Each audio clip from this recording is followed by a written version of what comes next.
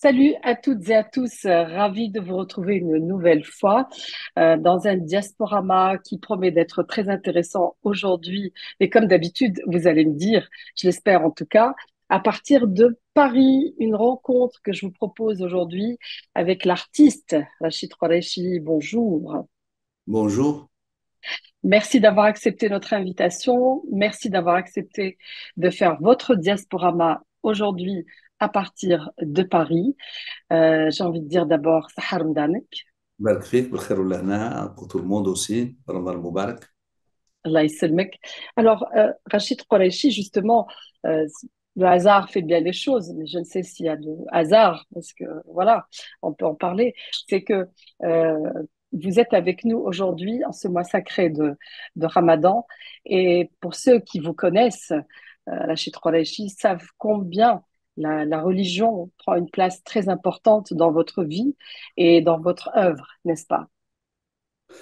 Bah, écoutez, je pense, je sais pas si elle porte ou elle prend une place très importante dans ma vie. Moi, je crois qu'on vit avec, on ne vit pas avec, c'est pas compliqué. Donc, c'est pas une grande place. Je pense que la grande place est occupée plutôt par l'art, parce que j'ai choisi d'avancer dans mon travail d'art graphique, d'art tout court, parce que c'est multivalent. Mais Mhm. je ne mets pas au premier plan la religion dans le sens où je dis je ne suis pas imam, je ne suis pas mufti, je ne suis pas cheikh de tariqa. Donc, je vis ma vie telle qu'elle devait se faire, telle qu'elle s'est construite, je dirais, naturellement. Mon grand-père, mon père et la famille et tout le reste, bon, d'abord, sont liés à la tariqa tijaniya, donc en Algérie.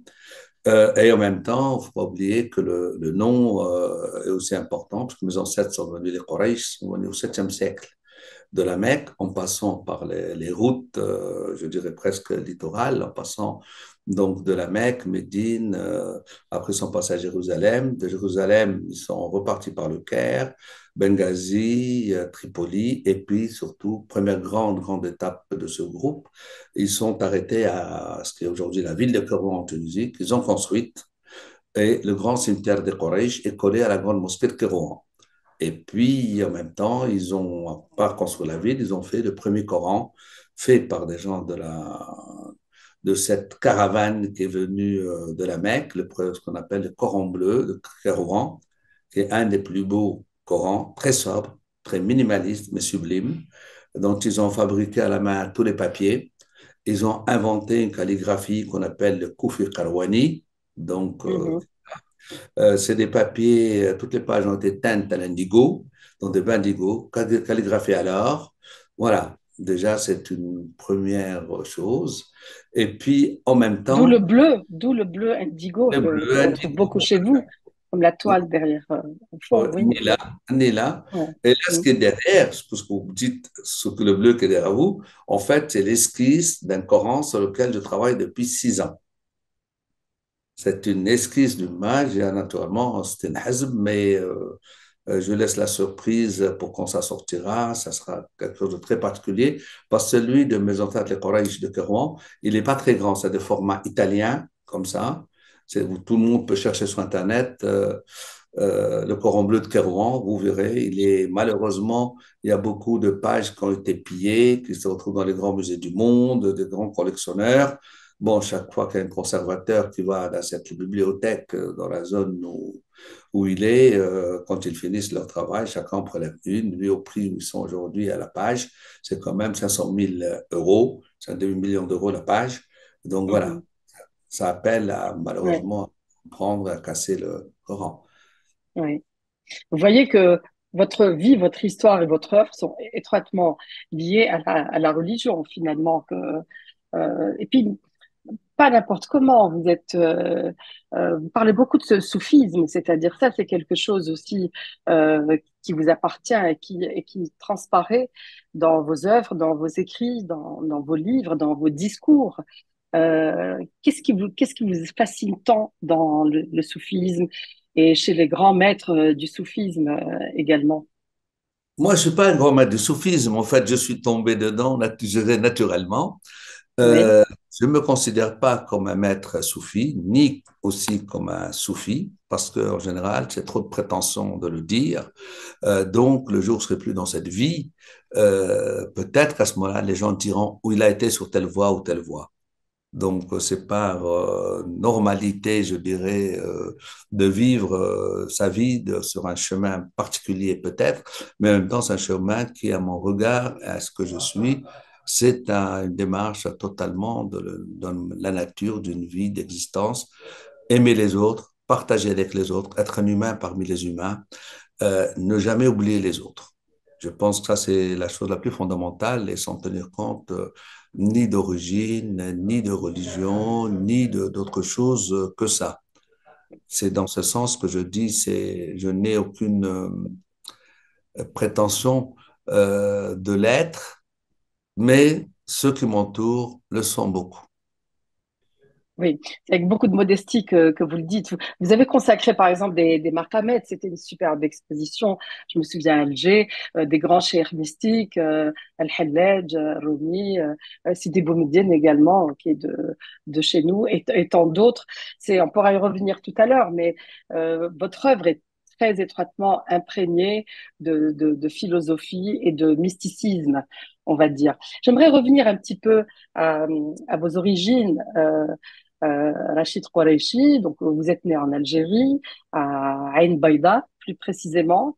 Vous avez fait l'école des beaux-arts, aller vite, vous avez fait l'école supérieure des beaux-arts d'Alger, l'école nationale supérieure des arts décoratifs de Paris. Dites-nous un peu ce qui vous a conduit vers les beaux-arts et vers l'art. Qu'est-ce qui s'est passé dans votre enfance ou les influences qui vous ont guidé vers les beaux-arts?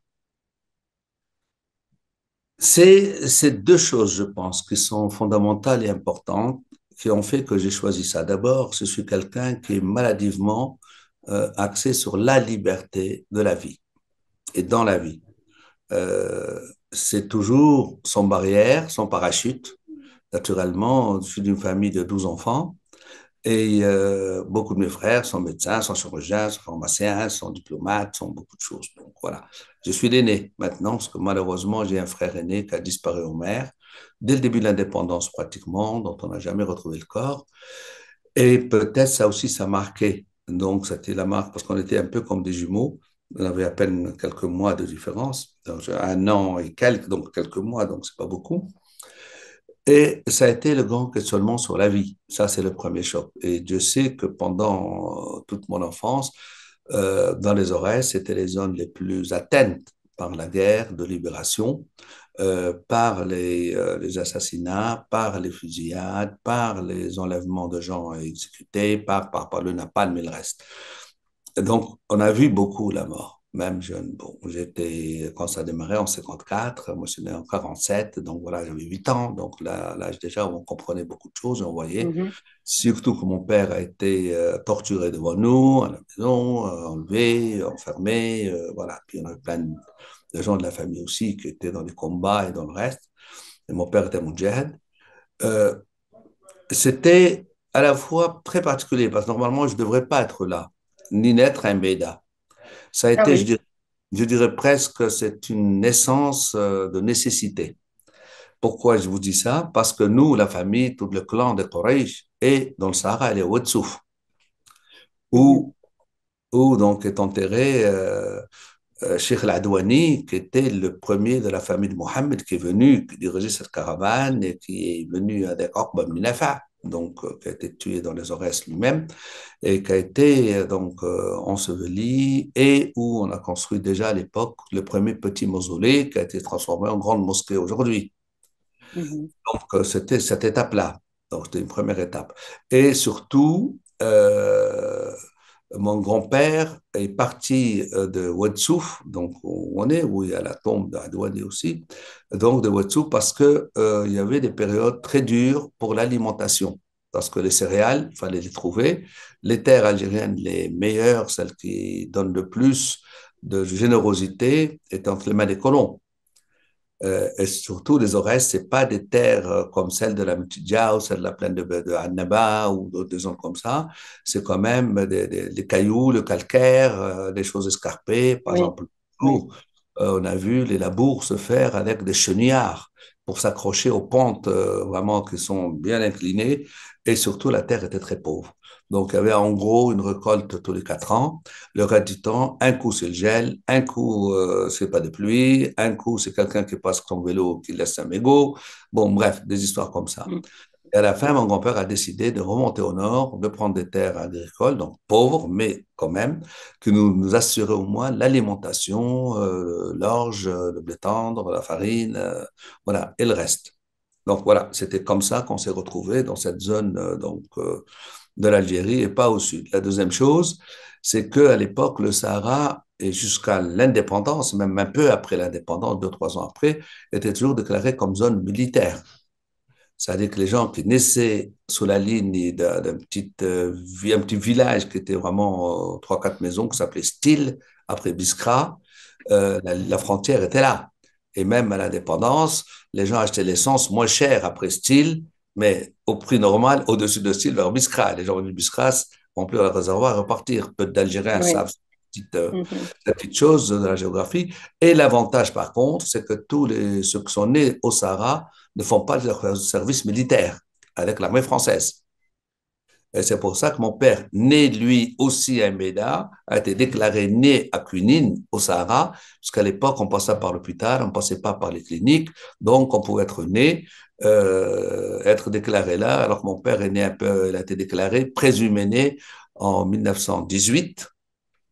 Et mon grand-père lui-même, lui, il est né réellement au Sahara, mais il n'a eu un extrait d'acte civil quand il avait l'âge de 49 ans où on Oui. a accès à l'état civil, donc présumé Mhm. né aussi, à peu près. Donc voilà, ça Ouais. c'était aussi pourquoi cette zone particulière.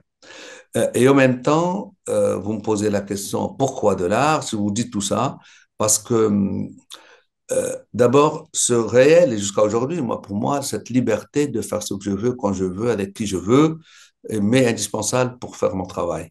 J'ai jamais voulu ni enseigner, ni avoir un travail pour faire des caricatures dans un journal, ni faire la bande dessinée, où il y a toujours les autres qui viennent après. Donc, je voulais être libre de tous mes mouvements et mes choix. La deuxième chose, ma mère, qui, elle, n'est pas du Sahara, ma mère est née à Châteauneuf-du-Rumel, mais elle est une grande famille constantinoise, dans son grand-père était un monsieur extraordinaire, déjà était le premier général de l'armée française à l'époque où les gens de l'Algérie étaient obligés de faire leur service militaire. Et c'est pas le choix, t'as pas choisi d'aller dedans, mais t'es obligé. De toute façon, t'as pas de choix.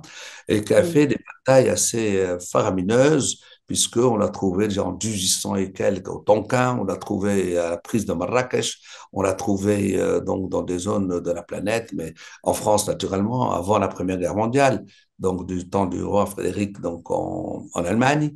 Euh, Par la suite, naturellement, Première Guerre. Donc, on en a vu d'autres, des grandes, donc c'était un très, très grand guerrier, et qui a fini en gérant donc la ville de Châteaudun-du-Rumel, ça s'appelle Chelromleid aujourd'hui, d'une manière ouverte par rapport, je dirais, à la population indigène dont il était d'ailleurs, dont on était tous, parce que moi-même, j'étais mon école primaire à Mbeda, jusqu'à aujourd'hui, elle a gravé sur son entrée école de garçons indigènes. Et ça l'est encore aujourd'hui, hein, en 2023. Donc, tout ça, bon, dit un peu les deux profils différents. Une famille Je vois pas d'origine. d'artiste hein, pour le moment. Non, non, non, non, non, mais il y en a plein. Ne vous inquiétez pas, il y en a plein, plein, plein, plein, plein. Beaucoup plus que vous. Et donc, tout ça, je vous dis un peu les deux lignées. Donc, alors, ma mère, elle, du temps donc, au Pékin, Pétain, je dis Pékin, vous voyez où je vais, Pétain était président de la France, elle a gagné le premier prix de peinture de France, parce qu'on était département français. Et donc, elle avait Ah, un d'accord. diplôme.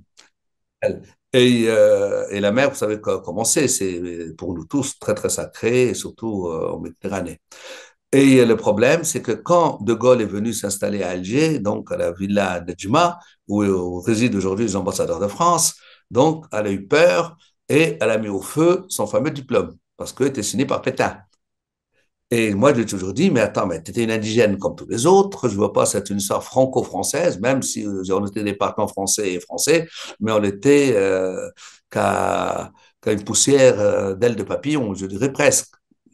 Euh, Et ça lui est resté le fait de ne pas continuer. Ça, c'était une chose très importante. Mhm. Par contre, au Sahara et surtout à la Zawiya de Temassine et aussi dans la Zawiya d'Ambeida, donc on avait aussi une Zawiya à Ambeida, là où j'étais là, tous les murs sont calligraphiés, donc de textes sacrés et surtout des textes qu'on appelle les textes en miroir. Pendant qu'on écrit à l'endroit à l'envers, Huwa par Dieu, le Huwa comme ça des deux côtés. Mohammed par et Mohammed, tu vois, se rejoignent. Donc, et ça s'ouvre en deux. Aujourd'hui, ça m'est arrivé deux fois au Caire, par exemple, quand je fais mon travail à l'envers. En plus, je suis gaucher. Beaucoup de gens pensent que j'écris des textes de sorcellerie ou de faire des choses anormales. Alors, euh, j'aime Al-Azhar, il m'a fallu que je ramène tous les jours que je travaillais un vendredi, je suis venu spécialement de Paris, parce qu'il travaillait dans des boutiques à rez-de-chaussée, donc dans la vieille ville du Caire, et quelqu'un est passé, vous voyez, qu'il cousait des appliqués textile sur textile à l'envers, et ils ont dit, ah là là, vous fricotez avec le diable, c'est la sorcellerie noire, bon, c'est parti en vrille comme ça, et il voulait arrêter de travailler. Le propriétaire des lieux m'a contacté, je suis allé un mercredi, donc il leur a dit, vendredi prochain, on va ensemble à l'Azhar, on va faire la prière du vendredi ensemble. Bon, on a fait la prière, on a fini, et puis je voulais se lever. Je dis non, non, vous ne bougez surtout pas. Et je me suis levé, je leur ai montré sur les murs, en face d'eux, c'est-à-dire là où j'étais en train de prier vers la Qibla, plein de textes écrits à l'endroit et à l'envers en même temps. Je dis attendez. Et tout le monde Des répond. choses qui étaient sur la mosquée, sur les murs de la Non, mosquée, non, non, de la salle de prière. C'est pas ce que dans nous la voulons. salle de prière. Dans la Ouais, salle de ouais. prière. Maté. Donc, du coup, là, ouais, il m'a dit, ah, ça fait 60 ans qu'on prie là, on n'a jamais fait attention à ça. Il dit, parce que Dieu, dans ses textes, dit toujours, je vous ai fait à mon image. L'image de Dieu, ça, vous n'êtes pas le portrait de Dieu, vous êtes à son image. L'image qu'on voit de nous, nous-mêmes, dans les miroirs. Et dans les miroirs, on se voit tout le temps à l'envers, À jamais l'envers. Ouais, à l'endroit. Ce ouais. qui fait qu'en réalité, c'est pour ça aussi, de temps en temps, quand on fait des photos d'identité, on est un peu bizarre. C'est pas moi, mais bon, mais la photo a fait ça. Euh, Et c'est dire qu'on a besoin de l'autre dans la vie pour se voir telle qu'elle est, tant qu'on est profondément nous, c'est l'autre que vous voit tel que vous faites vraiment. Vous voyez toujours à Mhm. l'envers. C'est Mais besoin. cette technique, oui, ah, pardon, je suis trop léchée, mais cette technique d'écrire à l'envers, parce que vous, votre style, de manière globale, c'est la calligraphie. Non, C'est Rachid non, Kollé. Non, non. c'est pas la calligraphie. J'ai D'accord, jamais été calligraphe. J'ai jamais été d'accord. calligraphe. Excusez-moi de vous interrompre, hein. Il n'y a pas de problème, mais on est là justement Je vous pour en parler. explique. Alors, comment définissez-vous alors votre style? Euh, bah, c'est pas la calligraphie arabe, non? C'est Non, pas non, ça?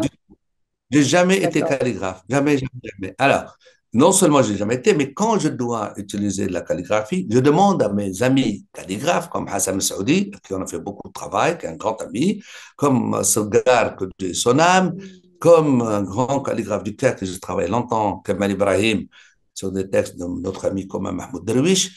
En fait, la calligraphie est une géométrie absolue. Elle a ses codes, elle a ses clés. J'ai écrit sur les tablettes d'école coranique. Ça, c'est mon écriture, c'est ma graphie, c'est pas ma calligraphie. Et dans mes textes, quand je travaille, j'utilise ma graphie, quand vous utilisez votre D'accord. stylo pour écrire. Donc, le calligraphe, lui, il a des codes et des échelles absolues et des types de travail. Il y a le koufi, le nasri, le farsi, le maghrabi, etc. Moi, c'est l'écriture de Rachid Koresh, pas une autre.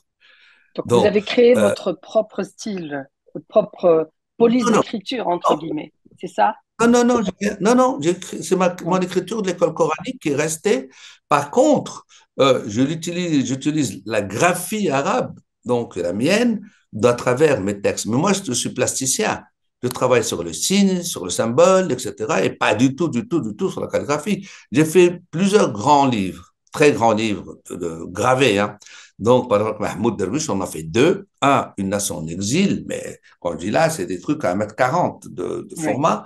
J'ai fait un deuxième, Le poème de Beyrouth.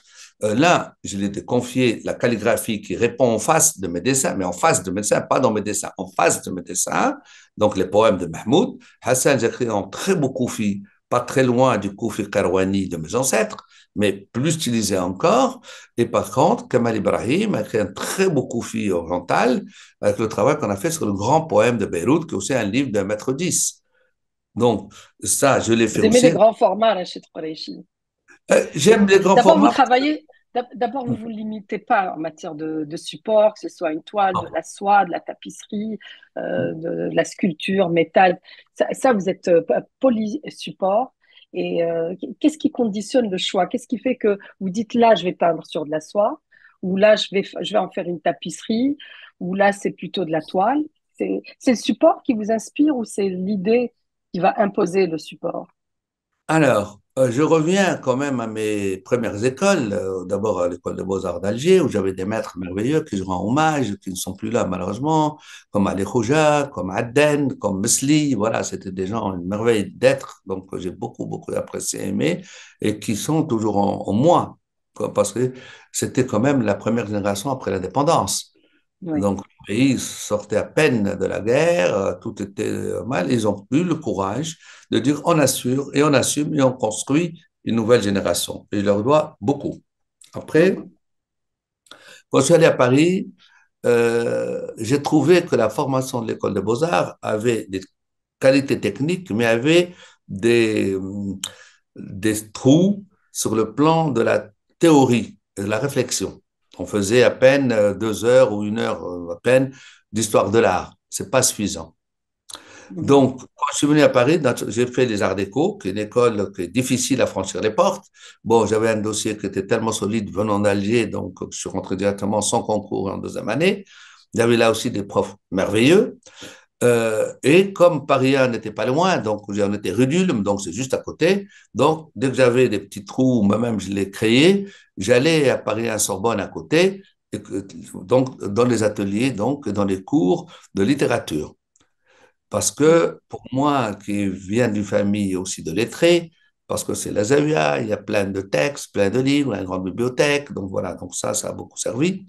Et je voulais absolument avoir une formation. Je voulais pas que quelqu'un d'autre puisse, soit un critique d'art, mais ça se fait, mais bon, mais le moins possible, ou un historien de l'art ou un journaliste écrive sur moi comme il écrit sur vous ou sur nos amis ou quelqu'un d'autre.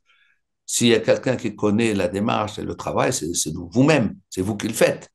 Il n'y a pas Oui, meilleur outil que vous-même pour vous me posez la question pourquoi vous l'avez fait, comment vous l'avez fait. C'est à moi d'y répondre, pas qu'à quelqu'un que je ne connais pas et qui écrit sur n'importe quel autre artiste ou une autre personne, politique ou autre, la même chose qu'il fait sur vous. Donc là, ça, j'y tenais beaucoup. Et c'est ce que je fais souvent. La plupart de mes livres sur mon travail, c'est des grosses interviews qui suivent mon travail. Je dis pourquoi j'ai fait. La question que vous posez aussi, c'est pourquoi vous faites des choix de matériaux. Je pense, comment? Pas pourquoi, mais c'est comment. oui, comment les deux, Oui, c'est les comment. deux. Je Oui. crois que tous les deux sont Mhm. possibles. En fait, je ne fais pas des pièces seules et uniques comme ça. En général, c'est dans grosses d'installation. On trouve aussi bien les textiles, on trouve le verre, on trouve les images projetées, on trouve le bronze, on trouve l'albâtre, on trouve bon, tout ce qu'on veut comme matériau, parce que le sujet lui-même l'impose d'aller vers là. Par exemple, je prends la Mhm. date, c'est beaucoup plus fragile que la pierre, beaucoup plus fragile que le marbre, c'est comme du verre et qui donne aussi un challenge énorme de dextérité et de travail donc possible. Arriver à trouver qu'est-ce qui pourrait donner le meilleur du meilleur sur ce matériau qui a une fragilité terrible. Ça, c'est une chose. Et en même temps, dans le même projet, il peut y avoir des sculptures d'acier, des sculptures de bronze, il peut y avoir des porcelaines, il peut y avoir des céramiques, il peut y avoir beaucoup de choses, mais l'ensemble fait que c'est un projet. Bon, et en Oui, même temps, euh, nous, Algériens, contrairement à nos voisins marocains et tunisiens, qui ont gardé la royauté, que ce soit les beys en Tunisie, la monarchie au Maroc, et qui ont toujours commandé des choses aux artisans, aux meilleurs artisans de la ville. Bourguiba commandait ses jubas en Tunisie, les chemises qu'on met en dessous, les chaussures aussi, etc. Donc, l'artisanat fonctionnait parce qu'on prenait exemple sur le chef, le roi, le président, etc. Au Maroc, naturellement, c'est une tradition très ancienne qui venait des Andalous et qui est restée et qui est très... Nous, l'Algérie, on nous a totalement ravagés. Je disais tout à l'heure, on était département français, donc pas question d'avoir une chéchia, d'avoir un djebba, d'avoir... Bon, voilà, bref, mhm. faites dans le pays. Ce qui fait que je suis souvent à la recherche des meilleurs corps de métier.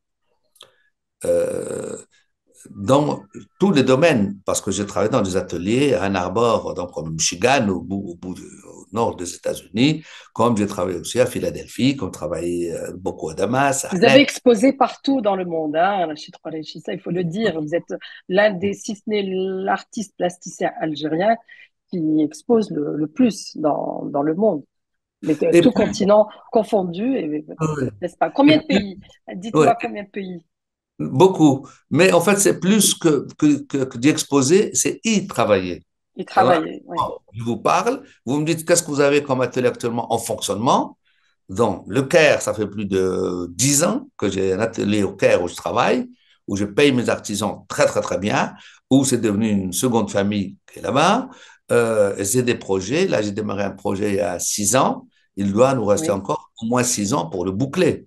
Bon, que Dieu nous laisse dans la vie. J'ai Vous un pouvez nous atelier. dire ce que c'est comme projet? Alors, ce projet est totalement textile. Tout le monde connaît la valeur du coton d'Égypte. C'est des, Oui. c'est des fibres qui poussent le long du Nil, arrosées par le Nil, etc., et qui sont parmi les meilleurs cotons. D'ailleurs, les gens qui achètent des t-shirts ou même des slips, etc., voudraient, ou des chemises, voudraient l'avoir en coton d'Égypte parce qu'il Mm. est meilleur. En fait, au temps des pharaons, quand le pharaon mourait, il était naturellement préparé à partir dans l'autre vie, notamment éviscéré. Il y a un travail avec la cire, un travail avec le goudron, etc., etc. Et cetera. Et puis après vient la phase où il est bandé totalement avec des bandelettes donc blanches qui sont faites avec ce fameux coton d'Égypte. Une fois qu'il est totalement préparé, avant de le mettre dans le sarcophage, deux prêtres viennent de chaque côté de la table sur laquelle le pharaon est posé et cousent sur les bandelettes. Ils ont juste une paire de ciseaux, donc un dé au doigt, une aiguille et du fil. Donc, et c'est en fait un textile cousu sur un autre textile. C'est pour ça qu'on appelle ça appliqué. C'est pas une broderie, c'est un appliqué, textile sur textile, avec des Mhm. talismans, des signes, des symboles d'accompagnement dans notre vie. Oui. Aujourd'hui encore, cette technique existe au Caire, mais elle est totalement interdite aux femmes, puisque les prêtres des pharaons n'étaient que des prêtres hommes. Donc, Oui. c'est dans cette logique très, très millénaire, très, très ancienne. Mhm. Euh, et le travail que je fais avec eux, en général, je dessine le projet. Par exemple, j'ai fait un grand projet qui s'appelle Les Maîtres Invisibles, c'est-à-dire tous les grands maîtres, tout. Une grande partie des maîtres soufis les plus importants qu'on connaisse, dont une femme, Rabat al-Adawiya Oui. naturellement, mais Oui. Ibn Arabi, Rumi, Attar, l'Iskandari, Sidi Boumediene, Sidi Ahmed Tijani, etc., etc. Bon, voilà, c'est Cheikh al-Alawi, et ainsi de suite. Donc, je voulais absolument rendre un hommage parce que je sens dans ces temps de violence, et Dieu sait que nous, les Algériens, on les a connus dans les années 90, terrifiantes, terrifiantes, et en plus, ce qui est beaucoup plus grave, au nom de l'islam. C'est ça qui est encore le pire. On se retrouve au temps des inquisitions européennes à l'époque, et cette solidarité qui est en Algérie pendant toute la guerre d'indépendance. Il n'y a pas un Algérien qui faisait le moindre accroc à un autre, ou qui volait, ou qui violait, etc.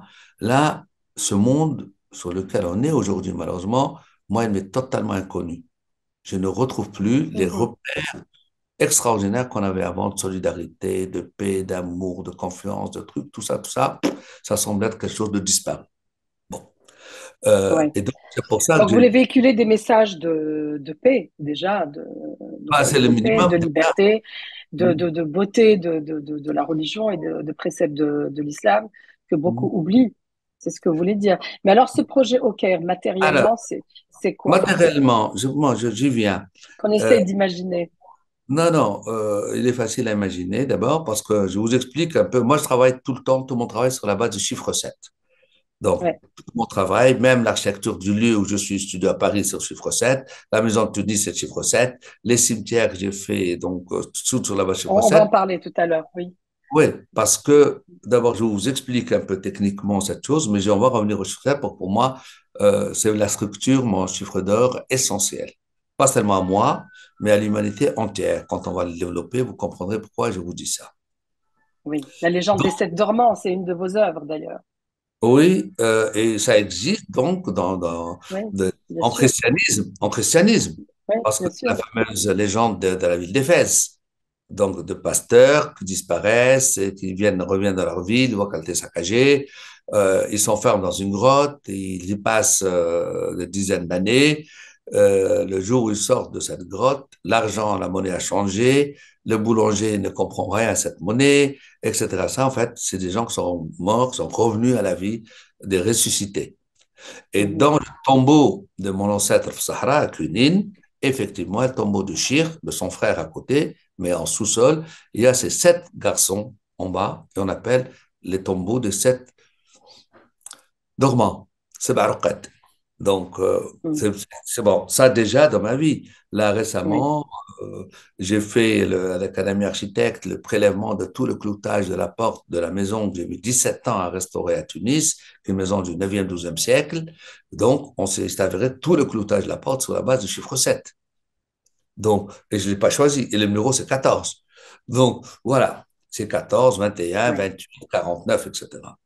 Et donc, pour revenir à ces maîtres invisibles, l'idée qu'il est temps, c'est de dire on n'a rien compris à ces grands maîtres soufis depuis le 7e, que ce soit Hallaj, que ce soit Al-Badawi et d'autres, jusqu'à aujourd'hui, on n'y a toujours rien compris, alors que leur philosophie, leur chemin tracé d'existence extraordinaire, ils l'ont dit, ils l'ont écrit, ils nous l'ont laissé, on est incapable aujourd'hui, je dirais incapable, la majorité des gens sont incapables de saisir la portée tellement profonde, tellement belle, merveilleuse de la vie en ce monde.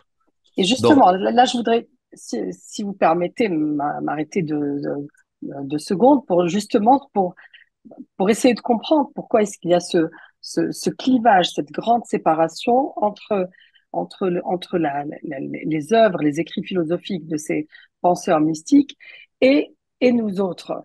On a l'impression que il n'y a pas eu un travail d'explication, d'éducation, de simplification de ces textes et de cette philosophie pour qu'une majorité de personnes puissent se l'approprier. Et donc, je trouve que ça entretient par défaut l'ignorance des autres qui interprètent le texte sacré comme ils le veulent. Est-ce que vous êtes d'accord avec moi? Sinon, pourquoi il n'y a pas eu ce travail? Est-ce qu'il est temps de le faire? écoutez, moi je parle que de ce que je connais et je parle de ce qui s'est passé dans notre pays, en Algérie. Pourquoi la religion nous a permis de nous battre, d'être un paravent à la colonisation, à l'impérialisme et au génocide qui a été fait de toutes ces tribus cassées, fracassées, que leurs terres ont été prises, les terres tribales, leurs troupeaux, leur vie a été saccagée. Ça a été leur cœur de foi religieuse. Oui. Et on n'a pas porté atteinte à la religion chrétienne à aucun moment, ni juive d'ailleurs, à aucun Mhm. moment. Donc, cette religion nous a permis de tenir. Moi, tout jeune, j'allais dès l'âge de 5 ans à l'école coranique. Mon grand-père avait construit la mosquée, allait choisir l'imam là-bas. Et il y avait des cours, donc, tous les jours, le matin, à 5 heures du matin, on allait à la mosquée avec mon grand-père, pardon, avec mon grand-père. Et on prenait notre louha, on la lavait, on allait chez le vendeur de beignets, parce qu'il avait au bois, et il faisait ses beignets au bois, donc on chauffait la plaque, on prenait notre beignet, on revenait, on réécrivait dessus le texte qui suit, ainsi de suite. Donc pour nous, c'était un rituel quotidien pour dire, attention, c'est vos parapets, ils sont là. Et les textes religieux, ce qui est très très rare dans les écoles coraniques, parce qu'on a un imam qui était ouvert et cultivé, qui nous expliquait les choses. Donc, et nous, petits à 5 ans, on disait toujours, ah, pourquoi il est Quraysh, il faut vous m'expliquer, etc. Parce qu'à la maison, mon grand-père, on savait qu'il est lié, mais pourquoi il est Quraysh, il a fait on fait la boudou, etc. Donc, et à la maison, on ne dormait jamais avant de lire un verset au moins du Coran, chapitre du Coran. Jamais. On dit jamais, jamais. Et en plus, on avait un rythme de vie qui, aujourd'hui, serait presque mis sur le bon année de saccager les enfants. Parce qu'on se lever à 5 heures du matin pour la prière de Zohar, quand on allait à la mosquée de mon père, on allait laver notre tablette de coranique, on récitait, on apprenait, on revenait, on prenait un peu plus déjeuner, prenait le cartable, on allait à l'école de garçons indigènes. Il y avait un directeur extraordinaire, un Algérien qui était très cultivé, Monsieur Daoudi, Madame Daoudi, qui étaient des êtres extraordinaires aussi, qui nous adoraient. De là, on revenait de l'école, on déjeunait rapidement. On revenait à l'école de nouveau pour le début d'après-midi, mais quand on sort de l'école en fin d'après-midi, on n'allait pas se balader ou jouer au foot, on allait à la madrasa, qui était autre Ouais, chose que le coranique. On oui, apprenait la donc, prière, oui. les textes, etc. Et après, on revient à la maison, on est assis à la maïda et on faisait nos devoirs pour l'école française le lendemain. On dînait, on lisait le Coran et on allait dormir. Il n'y a pas d'espace pour Ouais. autre chose. C'est Bon, ça, voilà. c'est une journée Après, rythmée par les prières, l'étude, voilà, ça la c'était famille, etc. ouais, Voilà. Bon, ça c'était répond pas à la question que je viens de vous poser sur justement ce gap qu'il y a entre la pensée des grands maîtres mystiques, de Jalaluddin Rumi, vous disiez tout à l'heure Rabi al-Adawiya, al-Hallaj, etc. moi, je pense qu'il y a une chose qui a fracassé aussi notre pays à un moment donné, et terriblement, c'était le fait que les Zawiya ont été saccagés par le pouvoir de l'époque. On leur a pris leurs terres, on leur a pris leurs propriétés, ce pas des propriétés privées, c'est des propriétés collectives et tribales. La Zawiya del-Hamel, la Zawiya al-Alawiya, la Zawiya Tijaniya, etc. Ça a permis aux hordes qui sont allées massacrer des gens ou se massacrer en Afghanistan à l'époque contre l'armée soviétique de revenir au pays, d'en faire ce qu'ils nous ont fait. Les Zawiya a toujours été un tampon, un Mhm. tampon très important. Une zawiya n'est pas une mosquée. Une zawiya, c'est autre chose qu'une mosquée. La mosquée, on fait la prière et on sort. La zawiya, elle a des bibliothèques, elle a des écrits, elle a des chirs qui sont cultivés et qui retiennent en plus leurs enfants. Tu vois, dès qu'il y a, même moi j'ai assisté à la zawiya, même si une femme vient régulièrement voir le shir, une telle, mon mari me fait ci ou me fait ça, pas besoin d'aller au tribunal, prendre les avocats, le shir convoque le mec, il lui dit qu'est-ce qui se passe, il les met ensemble et voilà, on règle le problème. Des litiges Mhm. familiaux, des litiges d'héritage, des litiges d'autre chose, et on ne peut pas se permettre de faire l'idiot parce qu'on est en dehors de la zawiya, dans une ville, et c'est rapporté au shir de la zawiya, c'est mauvais pour la personne. Donc, Oui. ça a régulé socialement des choses. Et puis, dans la Zawiya, on ne fait pas que lire les textes sur la prière, on lit des textes sacrés, de théologie, d'explications, tafsir, nos sources, etc. Et là, ça a disparu. Moi, je vois même, avant, quand je venais mes premières années à Paris, j'étais tellement heureux, je disais, quand je suis dans le métro, j'ai l'impression que c'est une bibliothèque qui roule sur des rails. Aujourd'hui, allez vous trouver quelqu'un qui a un bouquin dans des mains dans le métro. Là aussi, On en trouve quand même. oui, On en non, mais trouve. attends, c'est pas, Oui. non, non, c'est pas la même densité qu'avant. Avant, tout le monde avait Oui. son bouquin. Celui qui n'a pas le bouquin, il a le journal Le Monde, il a Nouvel Obs, il a Mm. Libération, il a cela, il n'a pas les 20 minutes qu'il prend en jetant à la poubelle de charge tout de suite. On n'est plus Oui. sur le même stade. Oui. Donc, je pense On que, lit sur les smartphones. oui, exact. Oui, ok, mais c'est pas la même chose. Un livre, c'est un Mm. livre. Mm. Moi, on m'a offert une tablette, mes filles m'ont offert une tablette. Eh ben, j'ai pas lu 10 pages, je l'ai donné à un cousin, je lui ai dit, prends là, moi, c'est pas mon truc, je veux avoir le bouquin dans les mains. Et C'est une, pourtant, si vous permettez, sur oui, Qureshi, moi, la tablette me rappelle étrangement le Loha. peut-être. Euh, je vais vous dire, Loha et les tablettes des Sumériens, enfin les toutes premières Mhm. tablettes où on écrivait. Et comme vous le savez peut-être, mais le fondateur de Apple, des smartphones, hein, Steve Jobs est d'origine syrienne. Je sais Mhm. pas, Ouais, ouais, ouais, ouais. son père Sauf était que, syrien. Je sais pas, il y a peut-être un lien. Pourquoi la tablette aujourd'hui qui est électronique, enfin qui est connectée, qu'on retrouve tout dedans. Bien entendu, elle est mise au goût du jour, mais l'esprit même de la tablette, moi, je ne peux pas m'empêcher de trouver un lien avec avec l'Oha et avec les tablettes sumériennes. sauf que ces gens extraordinaires de la Silicon Valley ne laissent jamais un iPhone, ni une tablette, ni un truc entre les mains de leurs enfants avant l'âge de 16 ans. Ils le disent Il eux-mêmes, ils le paraît, revendent. il paraît, oui, C'est pas moi, c'est pas il paraît, c'est sûr. Je les ai oui, vus, j'ai oui, entendu, j'ai bien oui. enregistré, saccager les enfants des autres, mais les siens les protéger. Aujourd'hui, ils sont revenus aussi à faire de la calligraphie à tous leurs enfants, de japonais, de chinois, d'arabes et du reste, à la main. Maintenant, plus personne ne sait utiliser un stylo normalement. Bon, ça, c'est pas le sujet, mais bon, mais Mm, c'est une mm. parenthèse pour dire l'utilité. Ouais, Moi, Ouais. il y a 10 ans à peu près, j'ai amené un conteneur de 20 000 livres à la Zawiya à Temassine. Donc, parce que les zones où on est là-bas, même les bibliothèques des universités de Tougourt, Beloued, etc., ne sont pas alimentées suffisamment en bouquins. Oui, Donc, les ouais, gens, c'est comme on dit, triste. Ouais. vous voyez les salons du livre à Alger, les gens ont des couffins pleins. C'est une Mm, demande. Et mm, j'en suis très content. Bon, oui. pour revenir à notre sujet, qui est aussi peut-être, vous m'avez dit que vous souhaitez que je vous entretienne un peu, pourquoi je fais des cimetières. Oui, vous devancez ma question. Alors, voilà, on peut pas s'empêcher d'en parler. Votre dernière réalisation, je suppose, en Tunisie, a défrayé la chronique. Mais avant la Tunisie, avant le Jardin d'Afrique, hein, où vous avez en fait construit tout simplement un cimetière pour les cadavres des haragas morts en mer, de ces migrants morts en mer. Vous avez eu une expérience aussi auparavant au château d'Amboise, où étaient emprisonnés l'émir Abdelkader. Alors, dites-nous un petit peu l'histoire de ce cimetière que vous avez construit dans le jardin de ce château.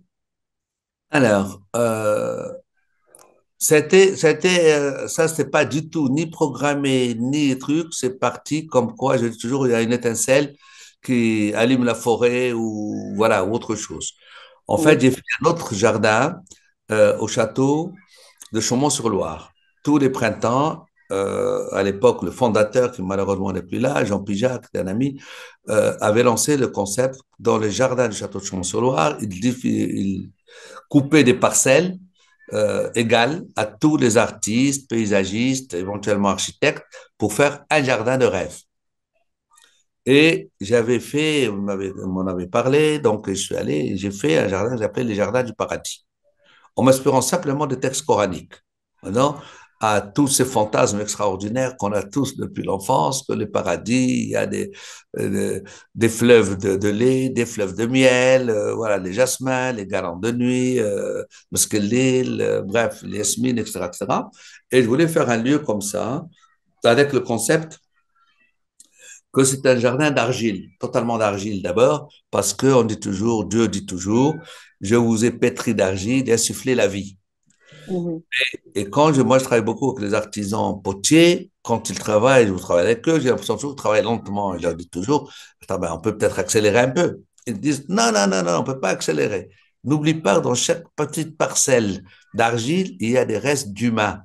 Tous les milliards d'humains qu'on vécu avant nous, il y a une part de leur corps qu'on trouve, une ADN dans cette argile. Donc, on le fait avec beaucoup de délicatesse et beaucoup d'amour. Et ça m'a appris beaucoup à respecter. Et je fais aussi beaucoup de céramique et beaucoup de porcelaine. Oui. Donc, j'ai fait ce lieu normalement, ça reste un an. Et après, il y a un autre jardin qui s'installe. Le mien, il est resté 2, 3 ans. Puis j'ai tenu absolument à le garder. Et là, on peut le voir, je pense, sur des sites qui me concernent. Moi, j'ai jamais fait de site personnellement, mais c'est à la fois Mhm. les gens des associations, des fondations, des libraires qui le font. Vous parlez de Premier, site internet.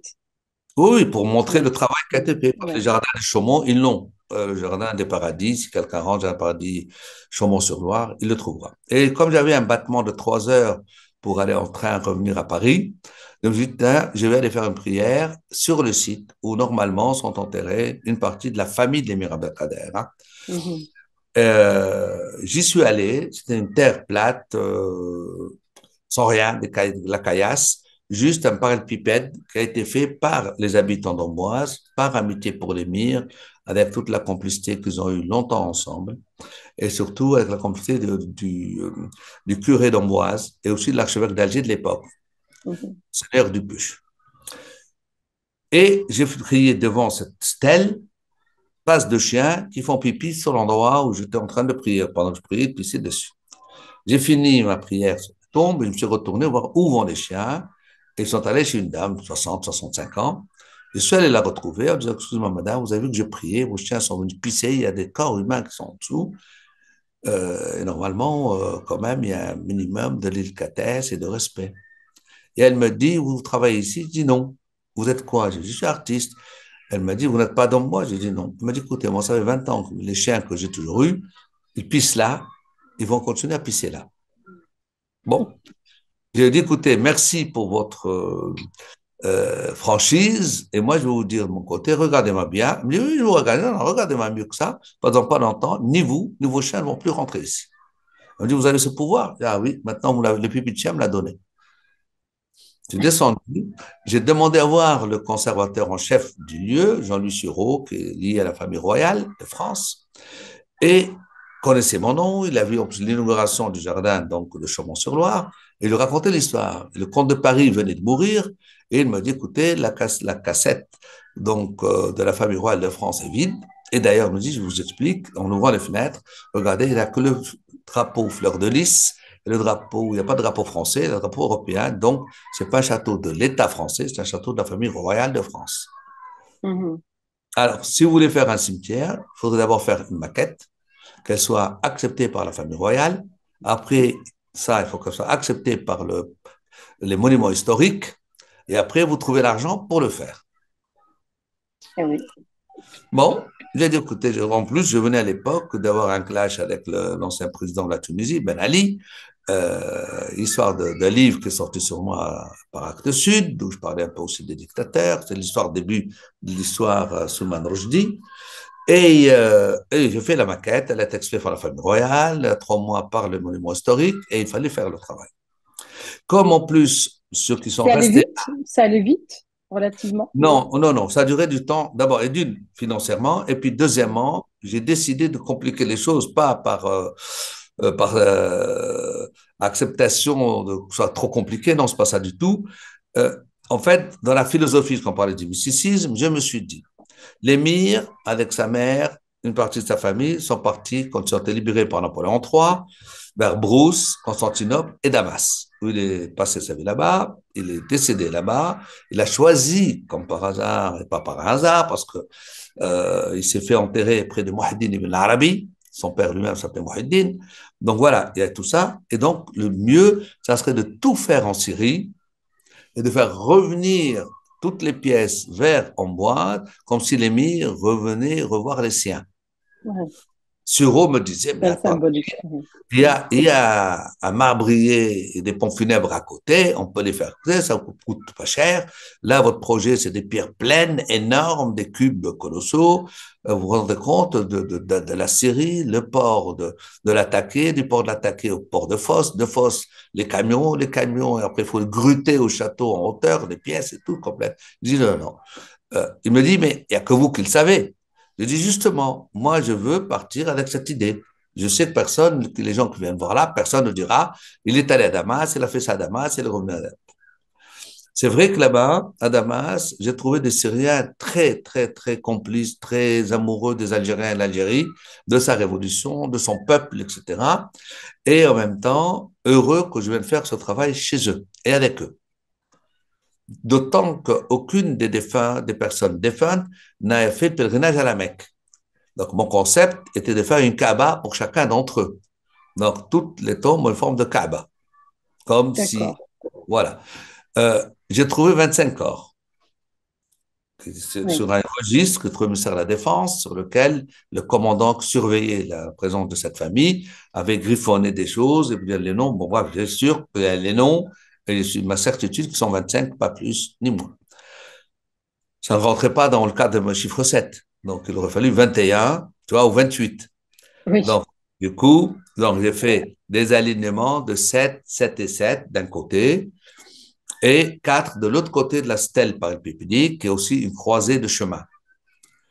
Euh, à Damas, j'ai fait calligraphier, et j'ai pas calligraphié, je vous le précise aussi, donc moi-même les noms par un grand calligraphe d'Alep, à ce moment-là j'ai fait Alep, donc, et puis réutiliser des carrières dont on tirait les pierres de la grande forteresse d'Alep. Alep est une des villes les plus vieilles du monde. Elle avait Mhm. 3000 ans avant Jésus. Le travail a été fait pendant 6 mois à peu près. J'ai fondu dans le bronze, donc leur nom, avec l'idée, et ce qu'on a mis quand on a fait venir les choses, que l'axe central sur ce cube, donc l'axe central avec la calligraphie Oui. du nom dans un cercle, dès que le soleil se lève, l'ombre de cet axe de nom se pose sur la pierre. Le nom est sur la pierre. Et il tourne avec le soleil autour de la pierre comme quand on va à la Mecque, on tourne autour de la Kaaba cette fois. Donc voilà, c'était le Oui. principe. Comme l'émir Oui. utilise aussi beaucoup d'armoises, shih, Mm. pour lui-même, pour ses maux de ventre, et en plus pour les chevaux. Parce qu'il faut pas oublier que les chevaux, pendant les batailles de l'époque, il y avait des fusils damasquinés très longs où le canon passait entre les deux oreilles des chevaux Mm. pour viser. C'est cicatrisant, c'est Oui. ça? En dehors de ça, Non? c'était pour ce plan de la Non, stratégie, surtout. je confonds. Non, Oui, c'est pas pareil. c'est Et donc, pardon. Oui, oui, oui, c'est l'Alain. L'Alain. là, tout à fait. Quand ils tiraient au fusil, c'était très proche des oreilles des chevaux. Ça les rendait fous. Donc, le suc gastrique dans l'estomac des chevaux réagissait aussi au stress. Et tout. Donc, ça permet de calmer ce stress. Donc, tout était Mm. dans une logique. J'ai Ouais. tracé une oblique de thym super, très dense, de thym qui indiquait la direction de la Mecque. Et entre le thym et surtout le chib, pas chib, pardon, vous êtes en Chef. train d'appeler le chih, qui est très amer. Donc, j'ai mis l'amertume du chih, de Mm. l'armoise, et la douceur du jasmin. Des bouquets comme ça, ronds, de jasmin qui adoucissent. C'est l'équilibre entre l'amertume de la mort, des blessures, etc., et de l'exil et tout, et le jasmin qui rappelait aussi donc, nos pays et l'Orient. Donc, c'est structuré de cette manière. Mhm. Euh, on l'a inauguré en 2005, donc ça fait presque maintenant 20 ans, pas loin de 20 ans. Donc, il y a jusqu'à maintenant pas eu de reportage dessus, ni dans les journaux, ni dans les radios, ni dans les télévisions algériennes. Et c'est pas moi, artiste, simplement c'est un historien, de faire surtout ramener une base de dignité pour empêcher les chiens de venir pisser sur les corps des défunts. Et pour moi, c'était une première œuvre fondamentalement importante. Eh Parce ben, que, on en parle aujourd'hui dans un média algérien, Rachid ouais, Koraïchi. En ouais, bon, attendant, et quelques années voilà, après, bon, c'est bien, mais c'est mieux que voilà, rien du tout. C'est mieux c'est que rien du bon. tout. Voilà. Oui, oui, peut-être faire un reportage, effectivement, c'est une Ouais. excellente idée. Un Alors, reportage sur place. Alors, raconte-nous maintenant la belle histoire également, belle et triste, triste et belle histoire des migrants. Dont les corps ont échoué sur les côtes tunisiennes et pour lesquels vous avez également conçu et construit un cimetière. pour dire juste à nos amis qui nous écoutent, il est facile de chercher Jardin d'Orient, premier, Mhm, donc celui dont je viens de parler. Le second, cela, c'est Jardin d'Afrique. Et tout on à peut fait. le chercher aussi de la même manière sur les sites. Hein. Alors, celui-là, Mhm, c'est venu par ma fille. J'ai une fille aînée, Aïcha, qui est à Londres. Elle est vice-présidente d'Action contre la faim à Londres. Elle est tunisienne par sa mère, qui est médecin, et qui m'appelle un jour en me disant, papa, il y a un problème au sud de la Tunisie. On jette les corps des humains à la décharge publique. Je ouais. dis, c'est impossible, je ne peux pas comprendre ça d'un pays comme la Tunisie. Moi, je connais la Tunisie de Bourguiba, de Wassila Bourguiba, de Hadinouira. C'était vraiment une petite Andalousie avec une douceur d'être là-bas merveilleuse. Et puis, comme on dit ça, ça me rentre pas. Je lui dis, écoute, Aïcha, c'était sûr. Il m'a dit, oui, mes équipes d'Action contre la femme l'ont signalé, m'ont envoyé des photos. Je lui ai dit, écoute, le mieux, c'est qu'on y aille tous les deux, ensemble. Tu passes par Paris et on va là-bas. C'est ce qui s'est passé. Et surtout, je voulais savoir qui contacter en premier pour ne pas mettre le pied dans la mauvaise chaussure. Donc, et un ami commissaire de l'agriculture à Tunis, qui est Djargis, m'a dit, la ville s'appelle Djargis, m'a dit, il faut aller Mhm. voir le président du Croissant Rouge, s'appelle Moujislim. C'est un homme d'une vieille famille citadine de cette ville. Il est bien à même de te recevoir, de voir avec toi, de réfléchir. On est allé, il est venu chercher à l'aéroport et l'avion est arrivé à 8 heures du matin de Tunis.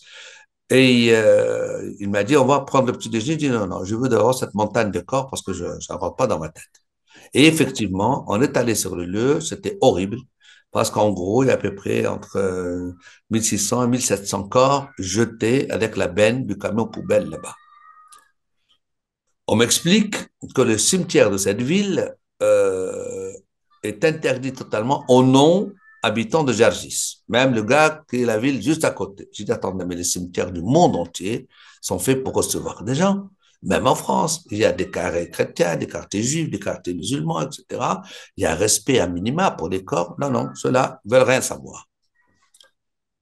J'ai dit, imaginez votre fils, votre fille, votre femme, votre mère, votre père pris dans une benne et jeté dans la décharge et surtout totalement ouverte, mangée par les chiens errants, les hyènes, les renards, les rats, etc. Vous êtes prêts à ça? On dit on s'en fout. On leur a pas dit de venir chez nous. J'ai entendu cette phrase telle qu'elle est. On leur a pas dit de venir chez nous. Mhm. Oui, J'ai dit à Aïcha, écoute, Aïcha, ça je trouve que c'est un scandale énorme. Je connais la Tunisie, de Tunis, de la région de Tunis, de Mahdia, d'autres villes, tu vois, de gens aussi bien de Sfax, aussi, qui est juste à côté, n'est pas loin, Sfax, etc. Les gens sont tellement respectueux, quand même, des êtres, ça, c'est pas normal, c'est particulier. Et notre ami président du Croissant-Rouge m'a dit, Rachid, écoute, j'ai beau demander, personne ne veut marcher pour faire quoi que ce soit. Je lui ai dit, écoute, moi, je vais faire un cimetière. Il me dit, Rachid, tu as la nationalité tunisienne? Je lui dis non. Et ma fille, là, m'a dit, OK, on peut acheter le terrain au nom de ta fille, si tu veux. Elle est connue. Je dis, Aïcha, tu accepterais le principe? Il m'a dit, oui, papa, devant cette horreur, il n'y a pas de problème. On a acheté. D'abord, les gens, c'est difficile de trouver des gens qui acceptent qu'on installe un cimetière près de chez eux ou sur leur terre. On a eu un merveilleux, malheureusement, que Dieu ait son âme, c'est Nordine, il a été emporté par le Covid. C'était un être extraordinaire. On l'aurait eu vivant aujourd'hui, on n'aurait jamais eu le problème qu'on a eu après. Parce que c'était un homme qui en imposait et qu'on n'aurait jamais laissé personne rentrer dans ce lieu. mhm. Donc, j'ai acheté le terrain. Il m'a dit, Simonji, il m'a dit, bon, maintenant, il faut qu'on aille voir le maire, le préfet, les sous-préfets, demander leur accord. Je lui dis, Simonji, je demande l'accord de personne. Ces gens-là, pour moi, ils ont laissé faire, jeter des corps humains à la décharge publique. Moi, je ne veux pas les voir. Je les verrai le jour où j'aurai totalement fini de faire ce projet. Et le premier qui vient me parler, ça risque de mal finir. Parce que si je le fais, je ne le fais pas pour moi. Je ne le fais pas pour mon pays d'origine, qui est l'Algérie. Je le fais pour que Oui. la Tunisie ne soit pas la risée et la honte du monde, ce qui vient d'arriver là Mm. récemment. Mm. Non, c'est extraordinaire, c'est-à-dire la réception de cet appel, de cet état de fait de ces corps migrants échoués sur les côtes tunisiennes. Ils échouent sur toutes les côtes de la Méditerranée ou même en Amérique et en Asie. Les boat people, ils sont partout. C'est, moi, ce que je retiens, excusez-moi, Et Monsieur là, Koreshi, c'est votre sensibilité à l'extrême pour ces pauvres gens, ces pauvres corps jetés, voilà, échoués au large des côtes, en enfin, au fait, bord il de. y a Oui, En fait, il y a une voie maritime, je dirais presque une autoroute de courant marin qui ramène les corps sur cette côte de cette ville spécifiquement, de oui, Zargis, pas oui, Djerba, à Zargis spécifiquement. Donc, c'est courant oui, marin. oui. Quelque Alors, part, oui, pardon, quelque part, moi j'ai analysé aussi pourquoi ma réaction comme ça, d'un oui, atavisme sans effort pour la dignité, celui qui ne respecte pas la dignité des morts ne respecte certainement pas celle des vivants. Donc, c'est oui. fondamental. Une chose Vous aussi auriez qui pu faire une toile ou une stèle, tout simplement, hein, mais non, c'est un d'abord, ça cimetière m'aurait coûté carrément, beaucoup moins cher. Donc, carrément un bonne- cimetière, ouais, oui. ouais. Non, là, il y a pratiquement 1000 tombes. Il y en a à 800 et quelques tombes. Donc, c'est pas rien. Oui, Euh, Quand le pape, en étant allé récemment, il n'y a pas très longtemps, à Lampedusa, a dit dans sa prière, ce qui est terrible, c'est qu'aucun pays n'a construit une tombe. N'a oui, construit une tombe. Il y a des oui, fosses communes. Voilà, c'est plus décent que la montagne de corps de déchets. D'accord.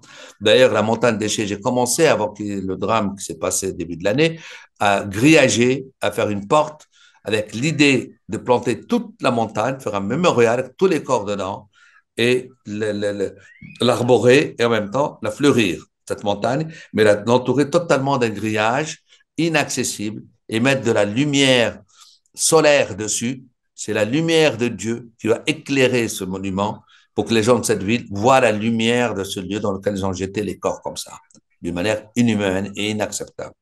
mhm, J'ai travaillé naturellement surtout sur la base de chiffre 7. J'ai travaillé beaucoup d'artisans tunisiens dessus. J'ai dessiné les portes une par une.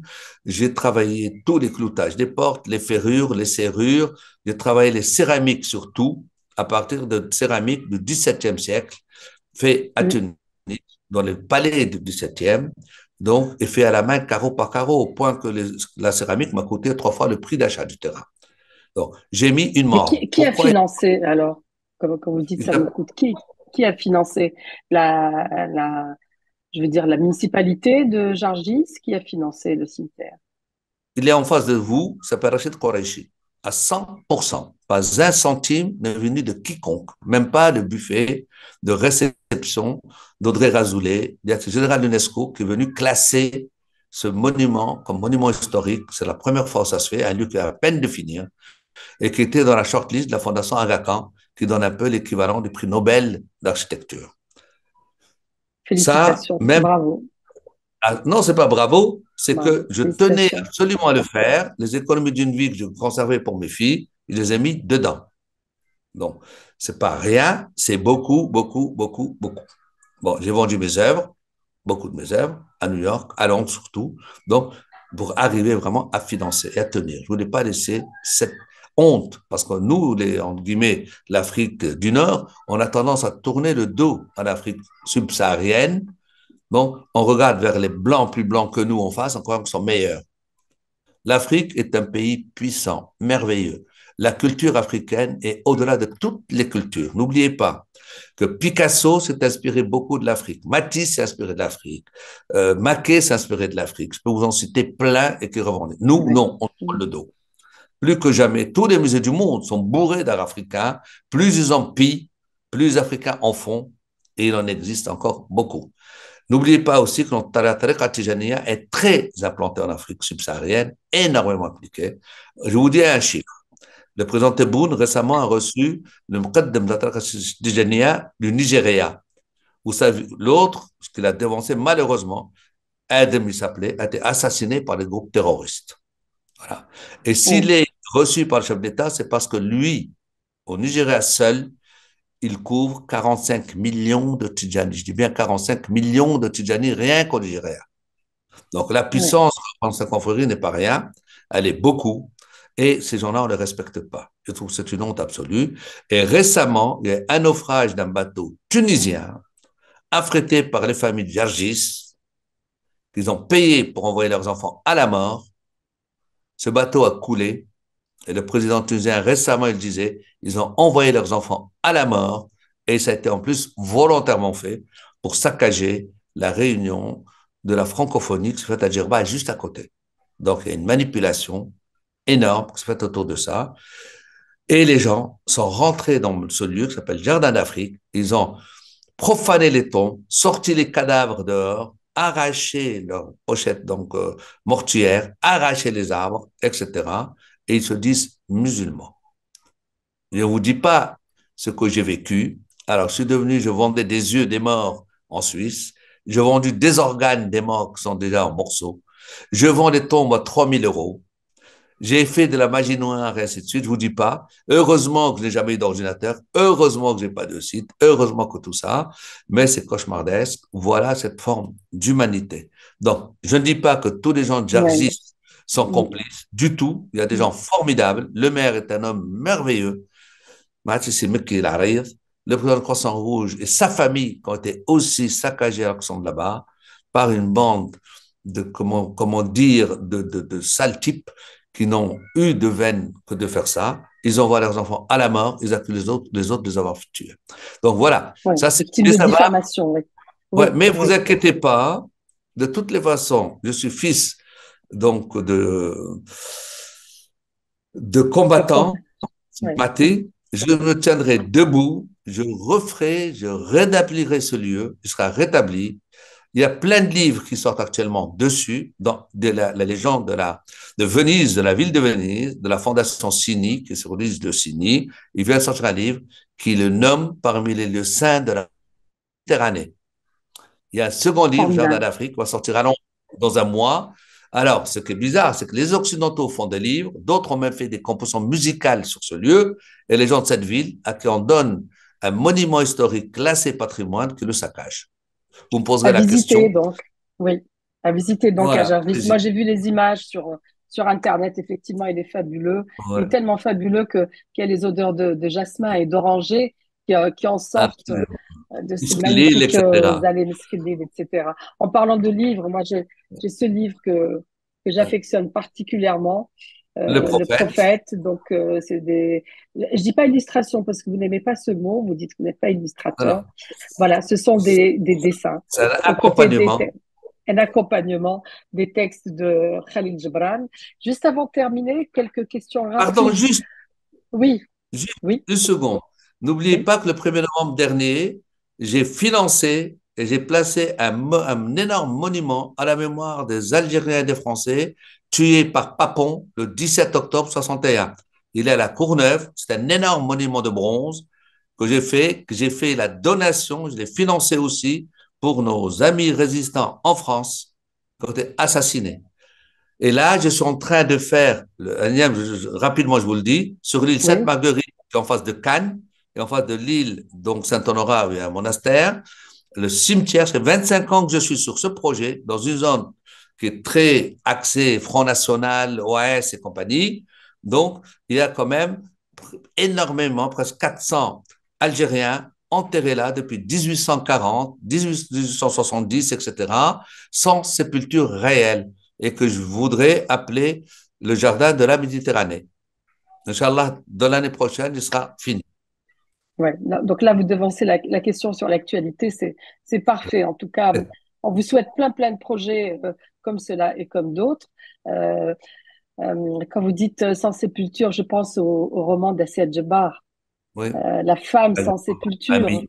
Oui, de Yamina Ouday, oui, oui, Al-Moudjahida, donc, dont on n'a jamais retrouvé le corps, d'accord. morte sous les tortures, jeté. Il me semble même que son corps a été jeté dans le mont du Chenois, quelque chose comme ça. En tout cas, elle était de cette région-là. Alors, pour terminer, Rachid Qureshi, un petit peu vos goûts personnels, c'est la tradition dans Diasporama. Vos goûts, difficile de passer des bords à la vie, mais pour vous, il n'y a pas de frontières, je le sais, je l'ai lu. Et vous dites, ceux qui ne pensent pas à la mort ne pensent pas à la vie. Donc, Exact. voilà, donc avec vous, on va essayer de switcher, voilà, avec, j'espère, autant de facilité que vous le faites. Alors, vos goûts culinaires, Rachid Qureshi, qu'est-ce que vous aimez manger et est-ce que vous cuisinez? Alors, moi, je suis végétarien depuis l'âge de Oui, 14 ans. Pour oui, avoir au Sahara, justement, assisté malheureusement pour moi à l'égorgement d'un chameau qui pleurait comme oui. les gazelles, qui avait un océan de sang. Donc, j'ai dit à ma mère, stop, la viande, c'est fini. Voilà. Donc, comme pour les végétariens, les gens ont tendance à dire je fais bouillir 3 haricots, une patate, etc. Donc, c'est les amis palestiniens que j'ai fréquentés donc, qui m'ont appris à cuisiner. Donc, et depuis, je n'arrête pas, j'invente beaucoup, une cuisine à moi, des sauces pour des salades particulières. Je mélange l'été de toutes les manières, voilà. Ça, j'adore. J'aime beaucoup. J'aime inviter Formidable, les ouais. gens à écouter. Qu'est-ce que vous écoutez comme musique, Rachid Qureshi? Ben, écoutez, d'abord, du fait depuis toujours, depuis l'enfance, puisqu'à l'époque, on écoutait que les radios arabes et surtout, voyons, les films égyptiens, etc. Donc, j'écoute beaucoup Kulthum, Ismahan, Abdel Wahab, Halim Hafez et tout. Et chaque fois que je vais au Caire, je vais faire des prières sur toutes les tombes, dont celle de Abbas Al-Samed. Et actuellement, malheureusement, à part les quelques grandes tombes justement de ces personnalités, ce qu'on appelait la cité des morts en Égypte est en train d'être passé au Hmm, bulldozer pour hmm. passer des autoroutes. Medine Malheureusement. El-Khobour, oui, oui, je l'ai Bon, visité, oui. beaucoup la Ouais, Calas, ouais, beaucoup ouais, donc de grandes voix ouais. de classiques occidentales aussi, donc énormément aussi. Voilà, ça c'est à peu près donc mes accompagnateurs quand je ne peux pas dessiner et travailler sans un thermos de thé brûlant à côté et de la musique où j'ai l'impression. C'est pour ça que le terme, quand on dit le khouloud, l'éternité pour les grands artistes, c'est exactement cette éternité de voix. Les gens sont plus là et leur voix vous accompagne comme les Hmm, grands mystiques nous accompagnent. Cette grande voix m'a toujours accompagné et leur on s'est gré, vous ne pouvez pas savoir. oui. Des lectures, qu'est-ce que vous lisez?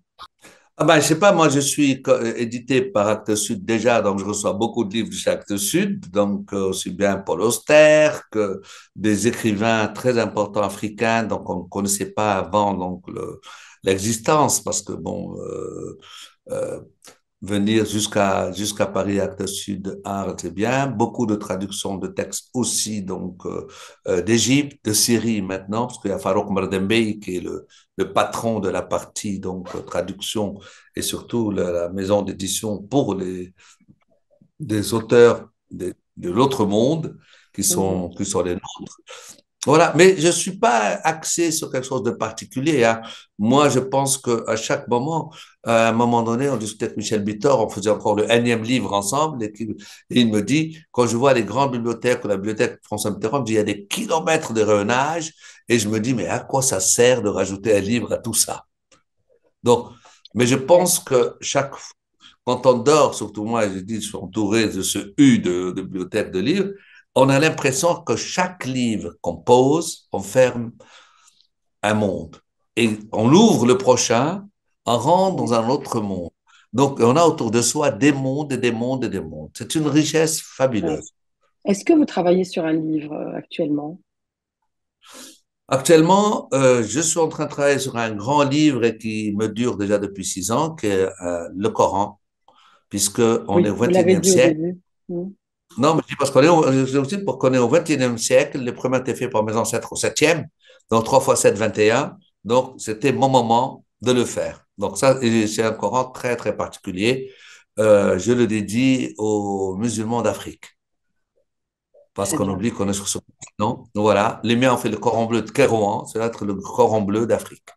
Voilà. Donc, mais c'est un très, très grand passage, très, très grand boulot, c'est un énorme. Ça, c'est une chose. Je suis en train de faire un livre aussi, pas très édité au Luxembourg. Donc, c'est un éditeur, galeriste en même temps, qui m'a dit, ah oui, je voudrais bien faire un livre avec votre ami poète algérien Habib Fangour. Bon, voilà, donc je l'ai finalisé la semaine dernière, celui-là, donc c'est OK. Mais Mhm. sinon, réellement, je suis pas loin de la cinquantaine de livres, hein, donc c'est pas peu, c'est beaucoup, beaucoup, beaucoup, beaucoup. Ouais, ouais. Alors, Rachid Kolechi, est-ce que vous avez le temps de regarder des films? Est-ce qu'il y a des films qui vous interpellent ou pas Bah, beaucoup? je Plutôt vais lecture. beaucoup au cinéma.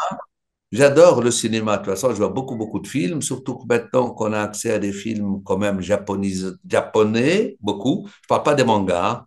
Je vois vraiment des Oui, grands oui, maîtres oui. Ouais. japonais.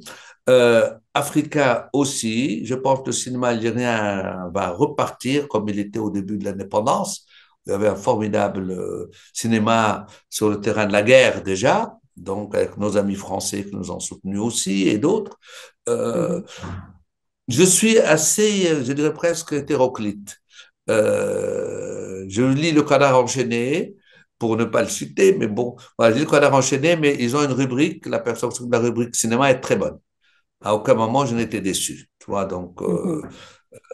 et comme je voyage beaucoup, de plus en plus ces derniers temps, donc je me mets tout de suite au diapason de la semaine de l'achat du canard et je choisis et je mets une basket et j'y vais.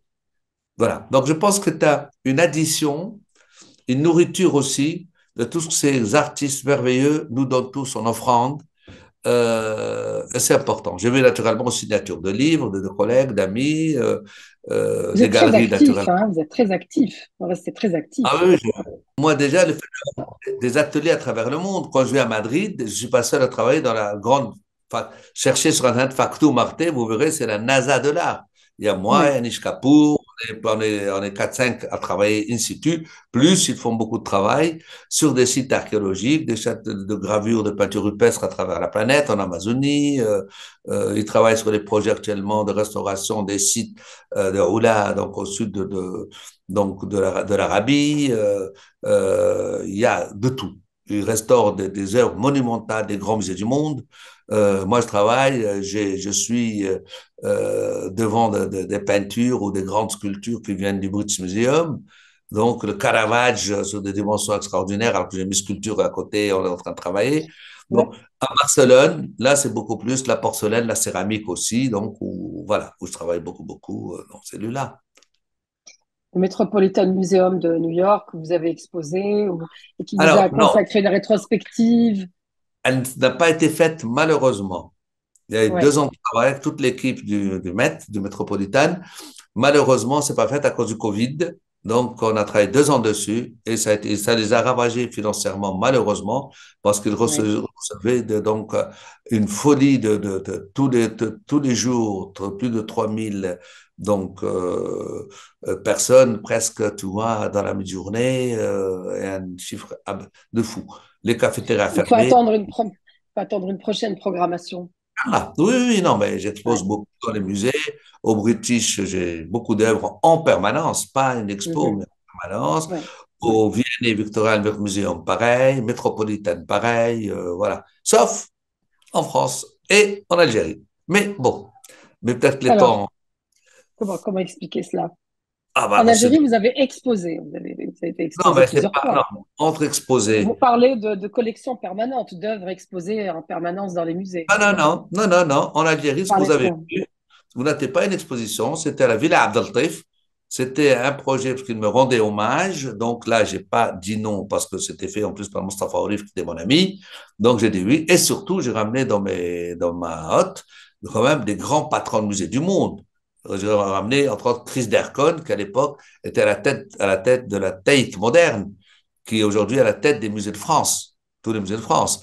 J'ai fait ramener avec moi un directeur du British Museum.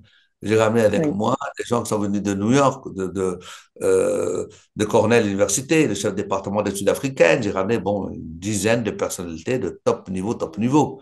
Donc, c'était à partager donc avec les élèves de l'école des beaux-arts, entre autres, parce que je voulais vraiment qu'on comprenne cette école où j'étais formé moi-même, comment fonctionne donc l'art à un niveau international. C'est oui. vrai que les blocages, les sorties d'œuvres en Algérie sont complexes, les problèmes de douane sont encore plus complexes, Mm. les visas pour aller dans des pays du monde sont vraiment difficiles à obtenir pour les jeunes artistes. Donc voilà, il y a tout ça qu'il faudra un jour débloquer les portes, laisser les gens partir de leurs ailes à travers le monde. Oui. Alors, je vois ce tableau derrière vous, Rachid Qureshi, qui est un de vos tableaux. Euh, les Khamset, je les mets au pluriel. Vous aimez la répétition dans, dans le dessin. Ça, je remarque beaucoup chez vous, la répétition, presque à l'identique. Alors, que représente la Khamsa pour vous et, et pourquoi aller dans les répétitions des motifs dans vos œuvres? J'ai vu plusieurs de vos œuvres où il y a les répétitions, soit à travers les supports, ou alors les mêmes symboles, les mêmes dessins multipliés. Qu'est-ce que vous voulez dire par là? La Khamsa, d'abord, qu'est-ce qu'elle représente pour vous? Ah, la khamsa, pour moi, c'est pas pour moi du folklore. La khamsa, c'est les cinq piliers de l'islam. Shahada, ou salat, ou soum, ou zakat, ou hajj. Donc voilà, c'est ça. Et la main ouverte, c'est la main symbole de paix. C'est pas une main armée comme celle des Black Panthers, qui auront leur raison. Donc voilà, Oui, ça, c'est un symbole d'abord de paix oui. l'humain. Oui, c'est pas pour éloigner le mauvais œil, non. Là, là, là, là, je rentre Non. pas dans la magie du mauvais œuvre. Voilà, déjà, c'est pour ça que dans le cimetière, entre autres, de Gergis, il y a quand même 5 oliviers que j'ai plantés. 5 oliviers. Et j'ai fait 12 vignes symbolisant les 12 apôtres autour de Jésus-Christ. Donc, voilà. Et je n'ai pas fait des carrés de musulmans, de chrétiens et des autres. Tous les musulmans, les chrétiens, les animistes, les bouddhistes, parce que j'ai aussi des bouddhistes originaires du Bangladesh, originaires du Pakistan, sont enterrés de la même manière et orientés tous vers la Mecque, mais pas symboliquement parce que c'est l'islam, parce qu'ils sont orientés vers le lever du soleil, que le jour Oui, se lève sur eux. C'est la symbolique de la levée du soleil pour tout le monde. Donc ouais. voilà. Et la répétition, alors, dans le dessin, dans le support, dans la Je n'ai pas série, fait beaucoup de répétitions parce que là, ce que vous voyez derrière moi, c'est par des ouvertures de chapitres du Coran, des 60 chapitres du Coran. Donc, quand j'arrive sur un chapitre, il est symbolisé aussi par un élément que je répète à ce moment-là. Quand vous voyez par exemple mes signes ou mes symboles que je crée, ou tous les signes, personnages que je crée, j'en ai des milliers, j'ai des carnets, mais des centaines, des milliers, des milliers. Vous les regardez, c'est comme les humains, on a la même tête, pas la même tête, on a la tête, on a les yeux, on a les sourcils, on a ça, mais on ne ressemble pas aux autres. oui. Donc, ce n'est pas une copie du premier, c'est autre chose. Ne serait-ce que par le tremblement de la main, de toute façon, l'emplacement de telle Forcément, virgule, ce qui est à forcément, c'est l'intérieur pas de la main industriel, bien ouverte, sûr. etc. Voilà. Donc, c'est pour ça. Forcément, c'est pas Donc, et là, c'est photocopié. quand même des pièces qui font 1 m 40 par 1 m 40, ce qui fait un multiple de 7 aussi. Et on a toute une série comme ça. Vous en avez une blanche là que vous ne voyez peut-être pas, qui est de ce côté-là, qui est toute blanche. Celle-là, elle est en or, l'autre est blanche. Et c'est pas du tout la même chose. Vous avez beaucoup parlé du chiffre 7, mais Ouais. vous n'avez pas dit ce qu'il évoque pour vous. Alors, le chiffre 7 est fondamental pour tous les humains. Je dis bien tous les humains, telle que soit leur religion, leur concept philosophique de vie. Pourquoi? Parce que on le retrouve, par exemple, dans le judaïsme, qui est venu avant le chrétienté et l'islam. Il y a les 7 piliers de la sagesse du roi Salomon, pour commencer. On a les 7 voiles de Salomé, quand Salomé dansait devant le roi Hérode, donc, et qui a coûté la décapitation de Saint Jean le Baptiste, qui dit, maintenant je vous le précise, il est enterré dans la grande salle de prière de la mosquée de Omeyyades à Damas, qu'on aussi dit Yahya, comme on dit à l'aveugle, El Basar. Alors Yahya, il a été décapité, il est mort, mais on dit Yahya, il était dans la vie. El Basar, Mhm. c'est l'aveugle qui voit à sa manière. Il est voyant. Mhm. Il n'est pas aveugle, il est voyant, et ainsi de suite. Donc, ça, c'était déjà pour le judaïsme un début. Pour le christianisme, les 7 jours où le monde a été créé, les 7 merveilles du monde, les 7 péchés capitaux, et il y en a encore plein d'autres. On le voit dans le bouddhisme, dans le taoïsme, dans le brahmanisme. Le chiffre 7 est fondamental. Pour nous, les musulmans, le chiffre 7 est déjà le rapport à la prière. Euh, le chiffre 7 en islam, c'est déjà dans le Coran. On dit 7 ciels donc, et 7 terres. On tourne 7 fois autour de la Kaaba. On jette 7 pierres au diable, donc le shaitan. Et puis, pour arriver à la chose qui est la plus fondamentale dans l'islam, c'est la prière du musulman. Quand un musulman prie, il y a 7 parties de son corps qui se baissent devant Dieu, 2 pieds, 2 genoux, 2 mains et le front. 7. Déjà, au Oui. shahada, la ilaha illa Allah Muhammad Rasulullah. 7 mots. Donc, on n'y fait pas du tout attention, Non, mais mais je pense qu'il y a plein c'est de là. détails comme ça autour de nous et dans la nature qui font appel au chiffre 7, qui pour beaucoup est un chiffre porte-bonheur. C'est Oui. votre chiffre porte-bonheur aussi? Moi, totalement, dans mon chiffre de Oui. lunaire. Et en même temps, juste géométriquement, si on veut le dire, le chiffre 7, on représente la Terre. En art, par exemple, les artistes, enfin, c'est un carré. J'ai ce carré. Voilà, j'ai ce carré. Donc, 4 côtés. Et l'élévation vers le ciel, c'est le triangle qui monte vers le ciel. Il a la base carrée et il y a un triangle de 3 côtés. 4 plus 3 égale 7. Donc, le lien de la terre au ciel. Voilà, l'ascension se fait dans ce sens-là. Donc, voilà, entre Ouais. autres choses. Il y en a plein Ouais. d'autres. Ça me fait penser au signe. Vous avez cité l'artiste Mesli tout à l'heure, Allah yarhamou, Chokri Mesli. Donc c'est cette génération de peintres de l'indépendance. C'est cette génération qui a fondé le mouvement Aouchem, le signe. Alors, vous, qu'est-ce que représente pour vous ce signe-là du mouvement Aouchem que vous avez certainement connu et côtoyé? Qu'est-ce qui représente pour vous? À Et mon est-ce que avis, vous l'intégrez avant quelquefois dans mes, vos œuvres? oui, moi, avant mes amis et professeurs, donc le Sumo Shem, j'ai vécu au milieu. Moi, quand j'étais tout petit, j'étais sur les tapis tissés par ma mère, ma grand-mère, les tantes et frères. Le Shem était dessiné dessus, tous les signes, les symboles qui sont dessus. Mhm. Jusqu'à, c'est une idée un peu bizarre, qu'on ait demandé aux sœurs religieuses dans la région de Ouargla, dans la région de l'Oued et tout, de former des jeunes artisanes en prenant un répertoire de signes, mais qu'elles ont mélangé Ouais, celle de l'Ouarsoni, celle du bel amour, avec les oreilles, avec le reste. ouais, ouais, ouais. Jusqu'à présent d'ailleurs. Ça Jusqu'à se fait présent, ça jusqu'à continue, présent d'ailleurs. ça Ouais, continue. Les ouais, bracelets en argent, la même chose, des signes, symboles ouais, gravés dessus. Les ouais. tatouages des femmes des Aurès. Tu le vois dans la Mhm. rue, on savait, هذا حركتي, هذا memchi, etc., avoir le tatouage qu'ils portent dessus. C'est pas le tatouage actuel des jeunes, qui n'ont rien à y voir, mais là, c'est comme dans les tribus, Apache, Sioux et autres, tu vois, donc en Amérique du Nord, à l'époque, ne portait pas les mêmes tatouages du tout. Sauf que Oui, oui, bien sûr. l'Amérique a génocidé son peuple le premier, donc on est débarrassé, mais la réalité, et on a les mêmes. Ouais. Enfin, la dernière question, je pense que ça va être la toute dernière chez Trois Réchis, c'est la question rituelle de Diasporama et qui concerne le jour du départ, le jour où vous avez quitté l'Algérie pour partir étudier en France. Ce jour-là, qu'avez-vous emporté dans vos valises de cher à vos yeux et à votre cœur? Ça peut être un objet matériel, comme quelque chose d'immatériel. J'ai pris mon carton de dessin qui m'a permis de rentrer en deuxième année des arts déco, de passer le concours. Voilà, c'est tout ce que Ben j'avais. oui. Ça sortait de moi, c'était de moi.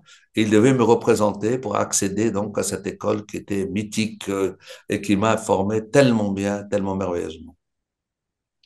Merci Rachid Qureshi d'avoir été avec nous, de vous être livré, d'avoir fait votre diasporama. Je vous souhaite alors autant d'années de succès, de productivité.